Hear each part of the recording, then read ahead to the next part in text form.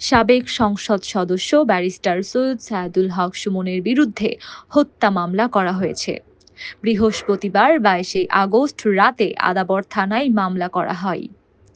এদিকে বৈষম্য বিরোধী ছাত্র আন্দোলনের সময় পোশাক শ্রমিক রুবেল হত্যার ঘটনায় সাবেক প্রধানমন্ত্রী শেখ হাসিনা ও আওয়ামী লীগের সাধারণ সম্পাদক ওবায়দুল কাদের সহ ১৫৬ জনের নাম উল্লেখ করে একই থানায় ৫০০ জনের বিরুদ্ধে মামলা করা হয়েছে। এছাড়া নরসিংদীতে সাবেক প্রধানমন্ত্রী শেখ হাসিনার বিরুদ্ধে হত্যা ও বিস্ফোরণ সহ ৫টি অভিযোগে মামলা করা হয়েছে।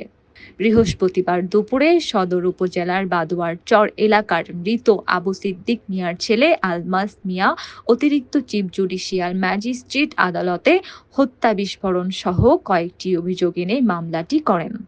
মামলায় সাবেক সড়ক যোগাযোগ ও সেতু মন্ত্রী ওবায়দুল কাদের, সাবেক স্বরাষ্ট্রমন্ত্রী আসাদুজ্জামান খান কামাল, নরসিংদীর সাবেক সংসদ সদস্য কর্নেল নজরুল ইসলাম হিরো, সাবেক পুলিশ প্রধান চৌধুরী আবদুল্লাহ আল মামুন, সাবেক ডিবি প্রধান হারুনর রশিদ, জেলা পরিষদের সাবেক চেয়ারম্যান মনিরুজ্জামান, জেলা আওয়ামী লীগের সভাপতি এম তালেব হোসেন, সাধারণ সম্পাদক পীরজাদা মোহাম্মদ আলী সহ ৮১ জনকে আসামি করা হয়।